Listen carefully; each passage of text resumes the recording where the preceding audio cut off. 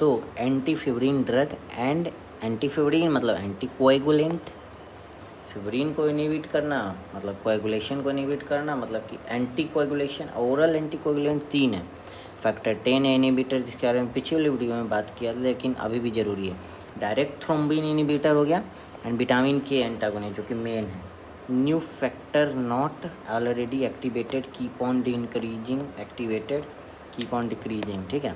तो वारफेरिन है, liver can produce all clotting factor, पर 4 फैक्टर विटामिन के की ज़रूरत पड़ती है, 2, 7, 9, 10, ठीक है। ये आपको भी याद हो जाएगा, 2, 7, 9, 10 बार बार पढ़ोगे तो।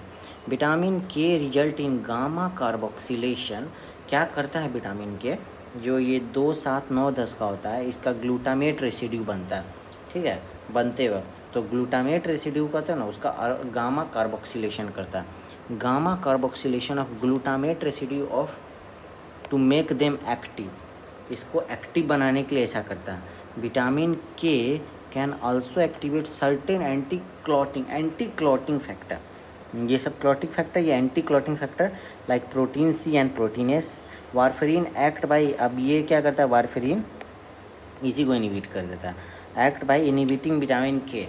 When we start warfarin for initial 1 or 2 days, there is increased in risk of clotting known as hypercoagulation or dermal vascular necrosis, dermal vascular necrosis, ठीक है।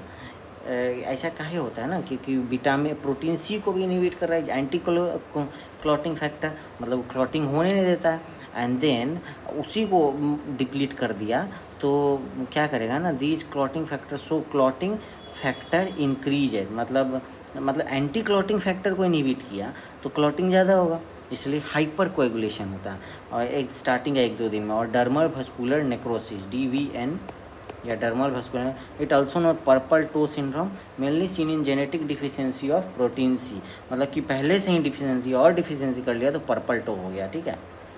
अब properties of warfarin, oral anticoagulant है, ओरल में ही पढ़ रहे हैं, नाम ही ओरल है, oral anticoagulant, inhibit vitamin K, देख लिया, 4 to 5 days to produce action, mainly use for maintenance purpose, क्या कि 4 से 5 दिन में अपना काम कर रहा है, तो हम लोग उसको ट्रीट कर दिए हैं, जैसे इंजेक्टेबल से आगे ट्रीट करेंगे हिपैरिन ये सब देके, उसके बाद मेंटेनेंस करने के लिए ये दे देते हैं, नॉट फॉर एक्यूट, ठीक है। एंटी कोएगुलेंट इफेक्ट होता है, एंटी कोएगुलेंट है in vivo, inside the body effective है, इनसाइड द बॉडी इफेक्टिव है, ठीक है ना। लेकिन जब बॉडी के बाहर है तो नॉट इफेक्टिव है, मतलब जहाँ पे हम लोग को प्रिजर्व करके रखना है ब्लड को, ब्लड लिए और उसमें एंटी कोएगुलेंट डाले ताकि हम लोग फ्यूचर के लिए ब्लड बैंक इस सब में स्टोर करके रखना है, तो ये क्योंकि ऑलरेडी एक्टिवेटेड फैक्टर को कुछ नहीं करता है, already activated Contra indicated in pregnancy में नहीं देंगे, नहीं तो फेटल वारफेरिन सिंड्रोम हो जाता है। Warfarin prevent activation of osteocalcin, warfarin क्या करता है ना, ऑस्टियोकैल्सियम प्रिवेंट करता है एक्टिवेशन ऑफ ऑस्टियोकैल्सियम, जिसके कारण leads to skeletal deformity, skeletal deformity, ठीक है। Warfarin prevent activation of osteocalcin, warfarin prevent activation of osteocalcin, ठीक है, प्रिवेंट एक्टिवेशन ऑफ ऑस्टियोकैल्सिन। अब ऑस्टियोकैल्सिन क्या करता है ना, स्केलेटल बनाने में मदद करता है। अब विटामिन की एक्टिवेट करता है, विटामिन की एक्टिवेट मतलब ये वारफेरिन को डीएक्टिवेट कर देगा, तो लीड टू स्केलेटल डिफॉर्मिटी, जिसके कारण माथा छोटा हो जाता है, नेजल हाइपोप्लाजिया हो जाता है, दोनों आँख भी पास में आ जाते हैं। Effect of warfarin monitor by PTINR, ठीक है, प्रोथ्रोम्बिन टाइम से इसको वारफेरिन क्या करता है ना, मेनली अफेक्ट प्रोटीन 7, और प्रोटीन 7 मेजर कंपोनेंट होता है प्रोथ्रोम्बिन पाथवे, मतलब इन एक्सट्रिंजिक पाथवे जो होता है means monitored by prothrombin time, ठीक है। Mainly affect extrinsic pathway, monitor क्या करता है, mainly affect extrinsic pathway monitored by prothrombin time और INR, monitored by prothrombin time. इसको मॉनिटर करने के लिए क्या करेंगे, प्रोथ्रोम्बिन टाइम, और एक्सट्रिंजिक पाथवे हो गया इससे, और इंट्रिंजिक पाथवे जो हिपैरिन के लिए होता है monitored by activated partial thromboplastin time, prothrombin time ऊपर और ये thromboplastin time APPT। Normal value होता है प्रोथ्रोम में 12 से 16 second, 15 second average.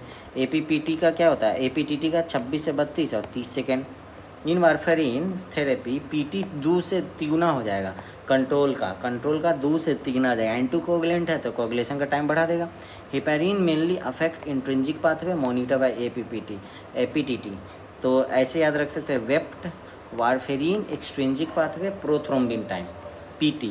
H hint, heparin intrinsic path है। प्रोथ्रोम्बिन टाइम मेजरमेंट कैसे करेंगे, बिफोर वारफेरिन है 10 सेकेंड, बाद में हो जाएगा 20 सेकेंड, मतलब कि दुगना टाइम लगेगा। Different lab gives different control value for the same sample, इसलिए सेम लैब में ही जांच कराए। Solution measure both sample in same lab, simple सा सॉल्यूशन है।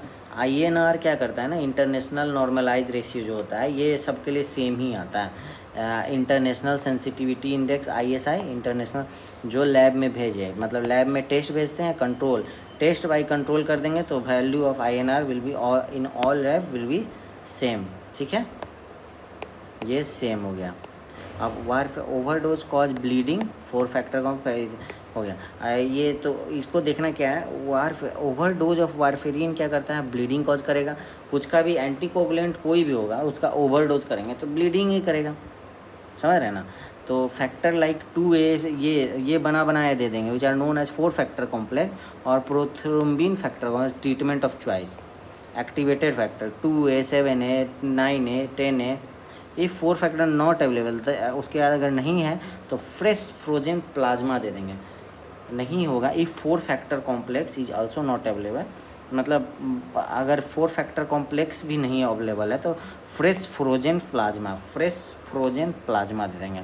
Whole blood should be given, अगर फ्रेश फ्रोजन प्लाज्मा भी नहीं रहा तो whole blood should be given, मतलब 4 फैक्टर नहीं है देन फ्रेश फ्रोजन प्लाज्मा, अगर फ्रेश फ्रोजन प्लाज्मा नहीं है तो whole blood. But the treatment में ब्लीडिंग टेंडेंसी अगर है, मतलब होने वाला है ब्लीड, अभी पहुंचा नहीं है, तो वारफेरिन विटामिन K देंगे। Vitamin K also antidote of warfarin dose overdose. अब INR value of treatment of warfarin dose क्या होता है, ओवरडोज। INR जो वैल्यू है ये वाला, इसके हिसाब से अगर 5 से कम है तो वारफेरिन दे कम, मतलब बंद कर दो। वारफेरिन 5 तक पहुंचा तो वारफेरिन बंद कर दो। अब 5 से 20 है, दे पहुंच चुका है तो विटामिन K दे दो ताकि ब्लीडिंग टेंडेंसी रुक जाए, और 20 से ज़्यादा है तो 4 फैक्टर कॉम्प्लेक्स देना स्टार्ट कर दो। और नहीं मिला तो फ्रेश फ्रोजन प्लाज्मा दे दो, नहीं मिला तो होल ब्लड दे दो। डायरेक्ट थ्रोम्बिन इनहिबिटर होता है, डेबिकेट्रन दबा के मुंह में दे दो, can be given orally and does not require monitoring. ठीक है, इसमें डायरेक्ट दे दो और इसको मॉनिटर करने का ज़रूरत नहीं है, काम कर देगा अपना। डेबिकेट्रान ओवरडोज टॉक्सिक मोनोक्लोनल एंटीबॉडी इडारुसीजुमैब, इसके बारे में पढ़ना ही है आगे एंटी कैंसर में। डायरेक्ट फैक्टर 10 इनहिबिटर ये बता चुका हूँ, फिर से देख लो एक बार। ठीक है, तो इसमें क्या होता है, राइवारोक्साबैन होता है। राइवारोक्साबैन ये क्या करता है, रिवर्सिबल ओरल 10A ब्लॉकर होता है। 10A ब्लॉकर मतलब 10 ब्लड फैक्टर होता है, anti clotting factor, antagonist, and this drug do not require monitoring. Other drug apixaban, edoxaban, betrixaban. तो रिवर्सिबल ओरल 10A ब्लॉकर और एंटागोनिस्ट। ठीक है, एडेनेक्स alfa is antidote for factor 10A inhibitor. यही है। अब इंजेक्टिबल में अभी भी वीडियो बनाया है, फोंडा पोरोनेक्स देख लेना, प्रेगनेंसी में देना सही रहता है। ब्लीडिंग कर देगा, side effect heparin induce thrombocytopenia, तो इसमें थ्रोम्बोसिस होता है। हीरोडीन लिपोडिन बाइलोडिन अलगा डेबिकेट्रान, यही सब है। थैंक यू दोस्तों।